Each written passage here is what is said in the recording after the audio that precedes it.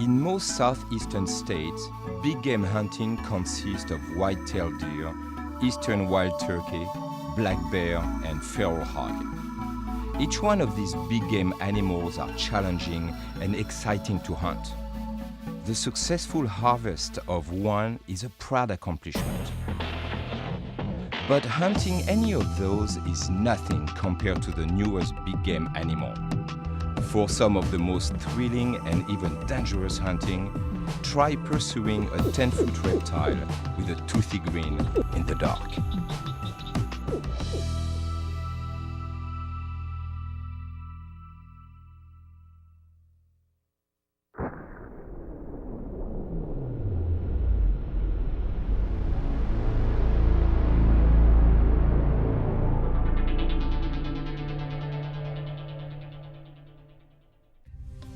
For at least 65 million years, Alligator mississippiensis, or the American alligator, a member of the crocodilian family, have inhabited the North American continent. One of the few direct links to the age of the dinosaur, full-grown alligators survived unchallenged by anything but man. Canadian adventure hunter Rob Dykeman, sales marketing manager for Excalibur crossbows, is on a mission. Along with his partner, Peter Balfour, Excalibur's internet technology manager, they have ventured south to test a prototype crossbow system designed specifically for alligator hunters. This is Excalibur's first prototype for an alligator rig. Essentially, it's just built off an Exomax Excalibur crossbow. We're going to cock the crossbow. We're going to load our arrow. Now our arrow is connected with a line. This was a, what was 100 test line? 600 test line. This is the broadhead. Now the actual broadhead we're using has two prongs on it. The two prongs are to set itself into the animal itself. And then what we do is we'll load that onto the bow, and it goes into the track like so. It's the first time that Excalibur, the staff, has gone after alligators. Foot in the stirrup. New wonderful world for all of us. Since it is illegal to hunt alligators with rifles or shotguns in most locations, companies like Excalibur are planning to meet a new demand for a growing sport. It's all about the consumer demand. Exactly. If it's worth putting into production, then we can justify making it. Well, if we get enough demand for it, we'll definitely build it. We did in Birmingham have a lot of people interested in bow fishing. A lot of people in the southern states go and shoot carp with bows. This could be used for the same thing, and there's a lot of interest in that, so I wouldn't be surprised if we come up with this. Technically, this arrow should fly pretty flat from about 1 to 10 yards. Anything after 10 yards, we're going to see a lot of drop on it. When it hits, that little piece of tape will pop off and the buoy will go. So right now, the gator takes it, pops that, and away he goes. boom. All right. Gator. In theory, it works. In theory, it works. Let's see if it actually works in practice. Loaded with anticipation, the adrenaline begins to take hold when the professional trappers arrive. Sighted the bow in, we're banging bullseyes. Working. I think we got the rig like you've never seen. Now, if you can control the adrenaline now, we'll be all right. Well, if those gators as big as you're telling me, I got to get the rig. Let me show it to you. Okay. A deal was previously negotiated, and now a little Canadian humor is thrown in for good measure. We got a short little 6-inch bolt tied to 20-pound test mono, and we can reel these suckers in. What do you think? Tiger. We're going home. Yeah, we're going to the house. How long can you hold your breath behind him when you go under the water with that thing? When we come back, we make our way up the proverbial creek, where alligators have lost their fear of man. Will the guys from Excalibur survive the challenge? Will the equipment pass the test? That's coming up after the break.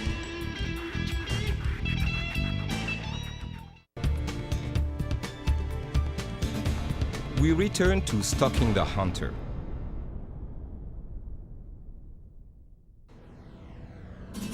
Alligators today are more numerous than I guess they've ever been here in the South. Due to the Endangered Species Act, they were protected, and consequently their numbers have exploded. And that is the reason alligator hunting is coming into its own. It's a natural and a renewable resource. So every state wants to find some way to generate revenues off their natural resources.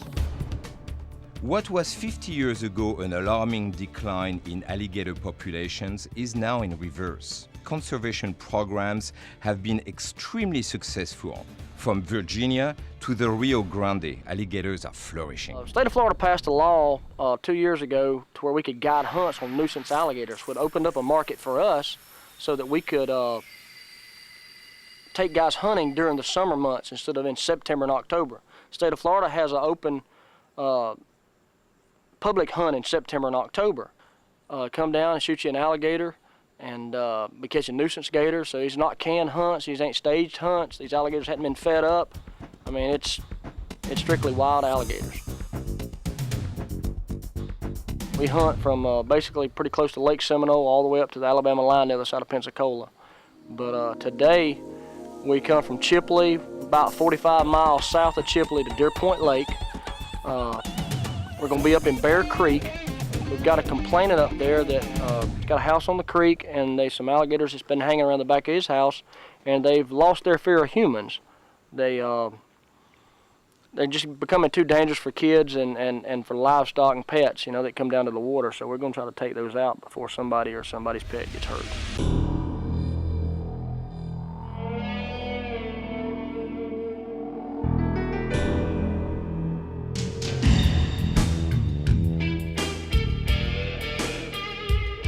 If you had to imagine what it would look like if you went alligator hunting and where it would be, this is what it would look like. It looks exactly like I would imagine, so I'm pretty pumped. I'm pretty excited. Not sure what to expect. Can't wait though, it's gonna be a lot of fun.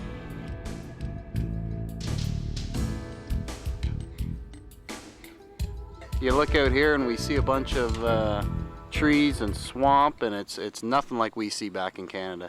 We got a lot of thick brush and stuff like that, but you know, this is something you see right out of TV. We're gonna check our bows, our arrows, and everything. Make sure everything's working properly before we go out. And we're basically waiting on it to get a little bit darker. And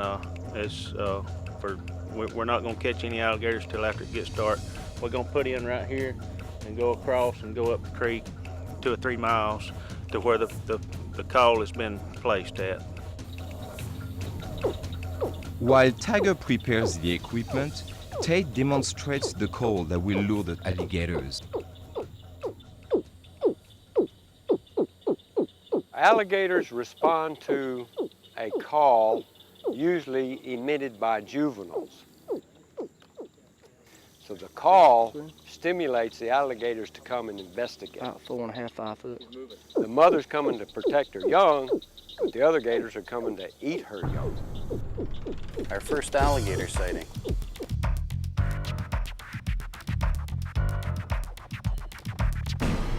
We're going gator hunting. Tate did some modifications on our rig, helped us out. Tips from the pros, and Some good ideas. we're gonna see what the Excalibur can do.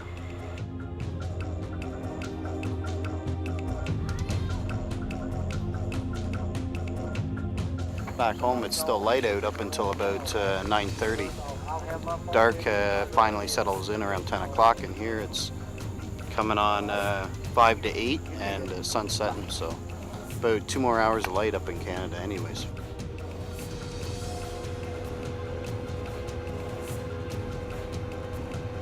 I always look forward to a hunt and the excitement. It never gets dull when you go on an alligator hunt.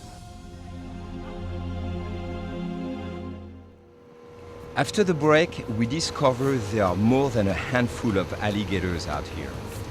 But which ones have crossed the line between acceptable and deadly behavior? Find out when we return on Stalking the Hunter.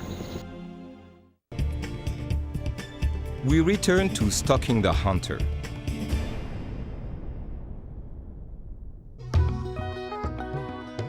Should be a good night for gator hunting. humid, hot, and it looks like we're gonna have a full moon here, so visibility should be pretty good.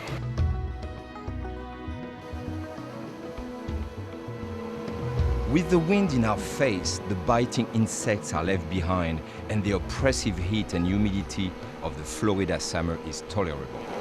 There's plenty of gators right out in this area, but we don't necessarily have permits on them.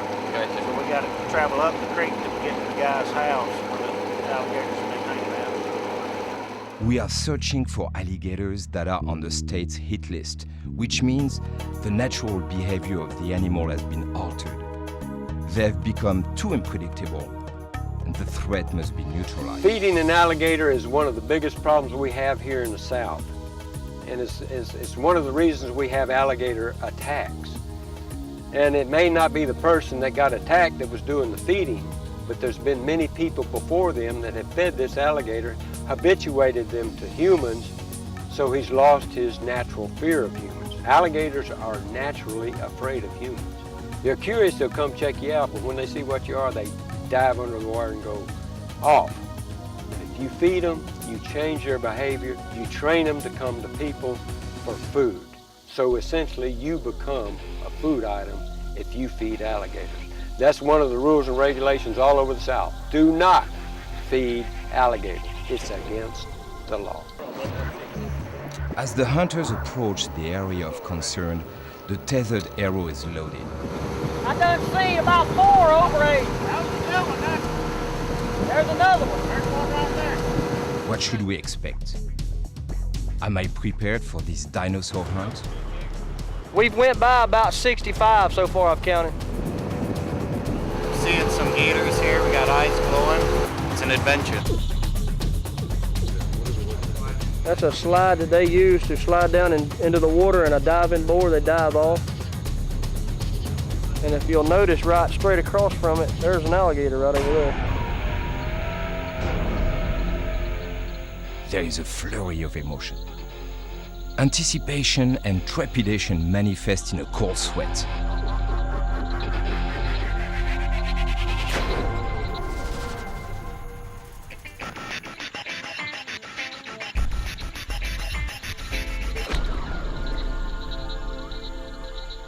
He come up, he didn't really offer a good shot. He was sitting just like that. He had to shoot him right through the top jaw. And he really wasn't as big as we thought he was to start with. So Tate decided to pass on that one. That ain't the one we was looking for. Quickly, the hunters trade position as the trappers move methodically when a pair of large eyes is spotted. Alligators have what you call dermal plates. The skull is solid bone, and then right after the skull stops, these dermal plates start. What they really are is bone that grows under the scales within the skin, and it's down the entire length of this alligator's body on the top surface, the dorsal surface of the gator. It's his ultimate protection. And a lot of times that's why it takes a good hunter or skilled hunter to catch a gator, because you can shoot an alligator with a bow or a gun even, and if you hit a dermal plate, it's going to deflect whatever it is you're shooting at them with. They've found one of the problem alligators. They know because it's not disturbed by their presence.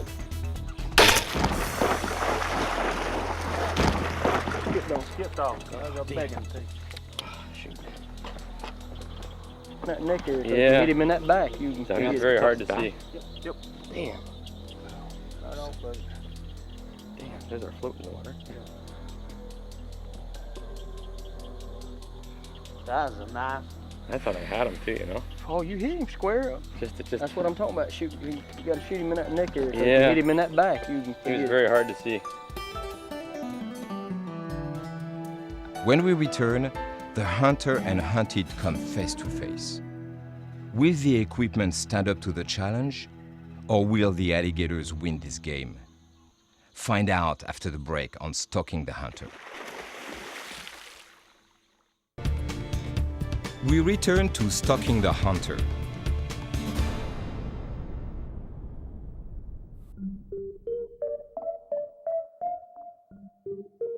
The setting is surreal.